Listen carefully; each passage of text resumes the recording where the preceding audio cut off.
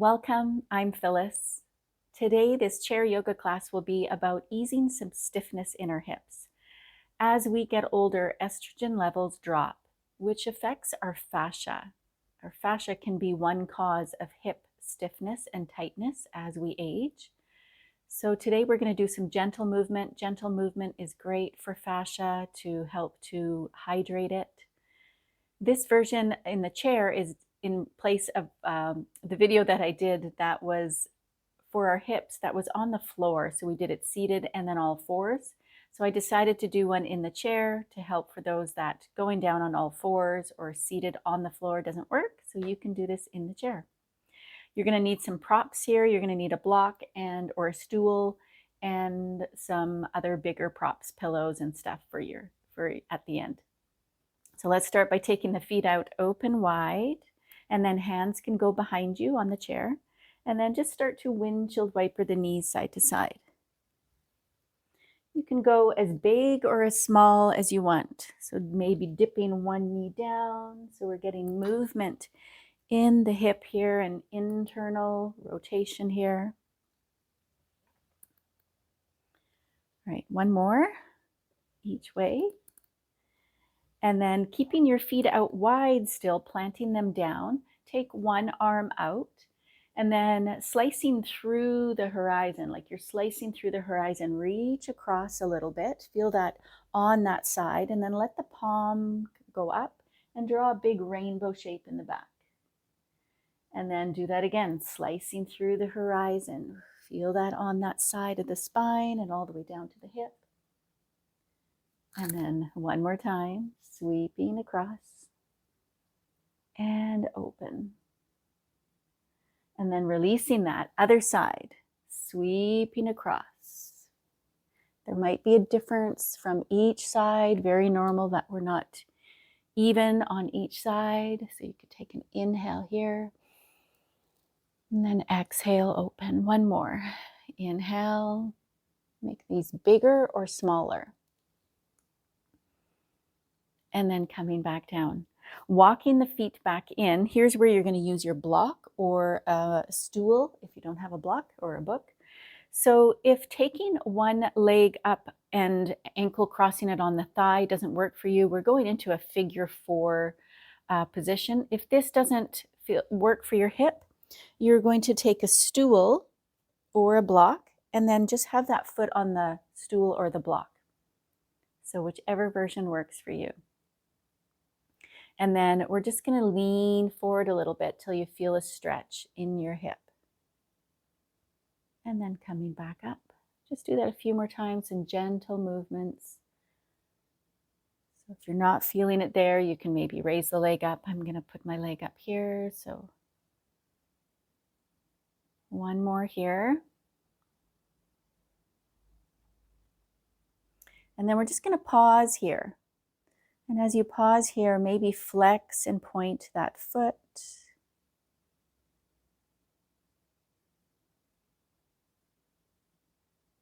And then coming up. Uncross that leg. Use the block or the stool for the other foot to rest on. So wherever you feel that you can get a stretch in the hip, a little bit of opening in that hip. This is an external rotation now, or ankle onto the thigh, whichever version. And just start to hinge over. So if it can help to keep your back a little straighter. Otherwise, what might happen is we round from the back and we kind of lead with the head and we're getting a nice stretch on the back, but not necessarily in the hip. So if you're not feeling it in the hip, maybe straighten the spine a little more. The next time we're just going to lean over here. You can rest here if that feels okay. And then flex and point that foot. Breathing.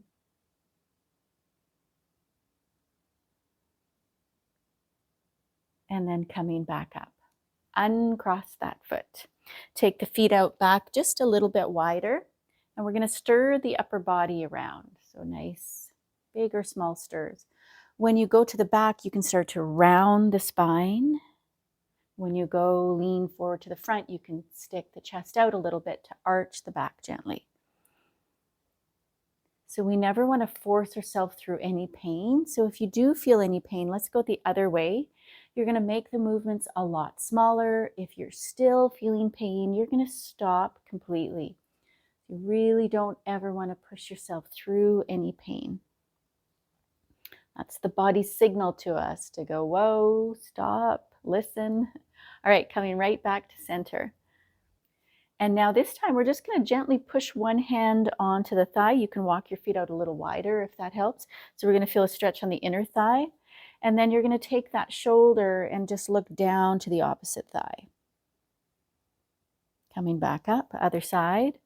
So I'm not letting my leg really fall out. I'm just adding some gentle traction there, looking down to the opposite thigh. Coming up, one more each way. So you'll feel it around the inner thigh, but probably on the hip and right up to the shoulder as well. One more here. And then coming back up. Walk your feet back in. Now this time take the block or the stool again. We're going to do a half of a squat. So rather than thinking that you need to squat on the floor, your leg just needs to be a little higher for half of a squat. So whatever range, the block, if you're using the block, it has different heights. If you're using a stool, maybe you need something a little higher. Maybe you want a block on each side. Maybe it feels okay to do both sides. Otherwise, we're just going to do one. We're just going to hang out here for just a moment. Take a nice deep inhale. And then exhale. Coming back up. Take that foot off, other side. Or if you're doing both, you could stay there with both legs up. Just leaning over. You can let your head rest on your hand. Inhale. And exhale. And then coming all the way up. Uncross that foot.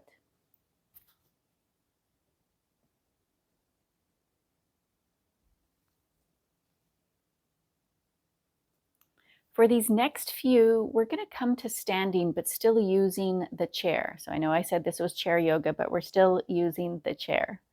If that still doesn't work for you to come to standing with support of the chair, you could still do this seated. So we're going to go through cat-cow. So as we come to standing, you're going to use your chair. And if placing your hands on the chair doesn't feel good for you, if you're quite tall, that might be too low down. You could use your countertop, or you could use the back of the chair. So I'll just use the back of the chair to show you. You're going to walk your feet out just a little bit here.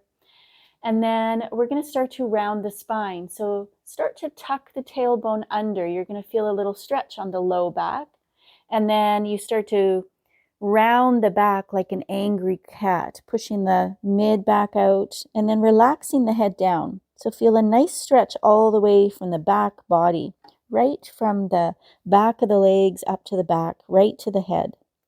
And then on the inhale, you're going to tip the tailbone back, maybe arching the back a little bit, maybe looking forward if that feels okay for your neck. Feel now the stretch along the front of the body. And then do that again. Exhale. Round. Inhale. Gentle arch. Come back to center. Take your hands and walk them over to one side of the chair or one side of the countertop. So if you have a countertop, you can even go a little further, or you could scoot your chair over just to go a little further. So now we're going to feel it along this side here. We're going to lift that shoulder up a little bit and then tip that shoulder down. And the other shoulder goes up. And again, one shoulder goes up, one is going down.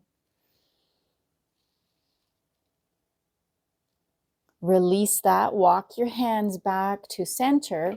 You can scoot your chair over here if you want to walk your hands over to the other side. Start to feel that length happening on that side. So lifting that shoulder up.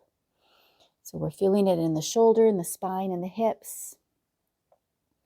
Shoulders and the hips are the biggest joints that connect to the spine. So when we address the hips, we want to address the spine and the shoulders too. Come back to center. Bring the chair back to center. And just gently roll yourself up. All right, walk forward just a little bit, and then we're going to take one leg out. So you're going to take one leg out, one knee is going to be bent, and then I want you to just gently pull the hips back. So you're going to feel it around the hip, the inner thigh, coming back up. Do that again. And up. Just one more. So taking the hips back, try to keep the spine straight here. And then coming up. Bring that foot in. Take the other leg, step it out. And then again, hips go back. So this supporting knee would bend and the other leg can stay somewhat straight. You can adjust your foot as you need to. Have the foot on the floor, but if it works better, you could have the foot turned out a little bit. Last one here. And then coming up. All right, bring the feet in. Step back a little bit so that one leg can go forward. Just go into a lunge, keeping both feet down. So a little lunge here, front knee bends. And then start to take the hips back and lift the front toes. Feel the stretch now in the back of that front leg. And then inhale, going into your lunge. Feel the stretch in the front of the hip, but also in the back and the calf muscle. And then do that again. Now feel it, the stretch in the back of that front leg. Spine stays nice and long. And exhale. And then stepping forward with the other foot. Step back with that front foot. So we're on the other side now. Lunge here. And then lifting the front toes. Let that supporting knee, the back knee, bend as you reach back. Inhale. Both heels stay down. Feel it in the calf in the back. And feel it in the whole back of this leg as the hips go back. Again, always moving within your range.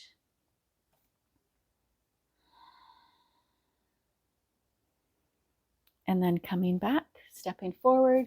Let's give your legs a little shake out. I'm going to bring my chair here back to the front so that we can come back into a seated position.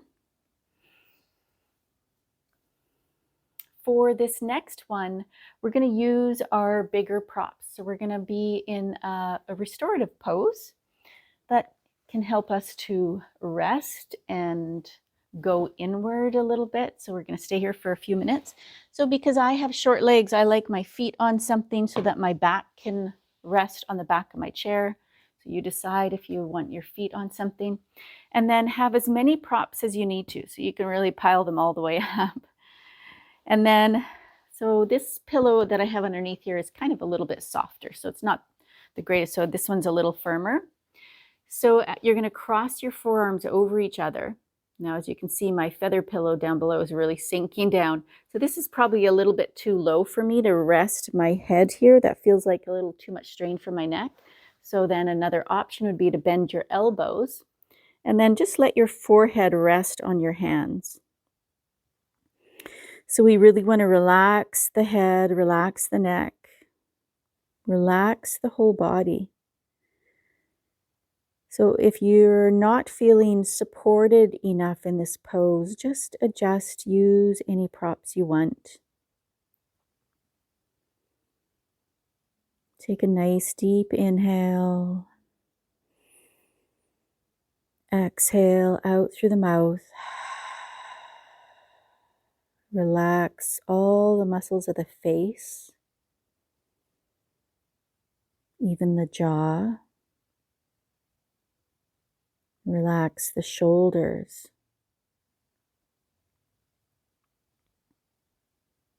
And arms. Relax the whole torso. Each exhale, sinking a little more into this support. Feel the hips and the sit bones resting in the chair. Feel the feet in contact with the floor or your prop.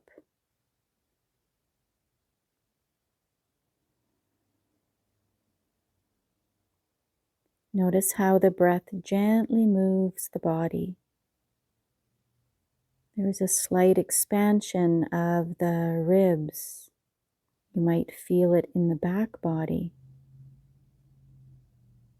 The belly gently expands, and then on the exhale, there's a softening, ability to let go on the exhale. Our heart rate naturally decreases a little on the exhale. On the exhale, we can also let go a little more.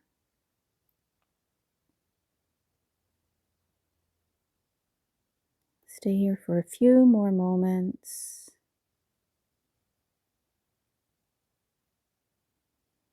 Allowing yourself this pause, the noticing of this beautiful breath that we have, effortlessly coming in and out. We don't have to even think about it. But we can always bring awareness to our breath. Very simple, mindful practice to bring awareness to your breath at any time throughout the day.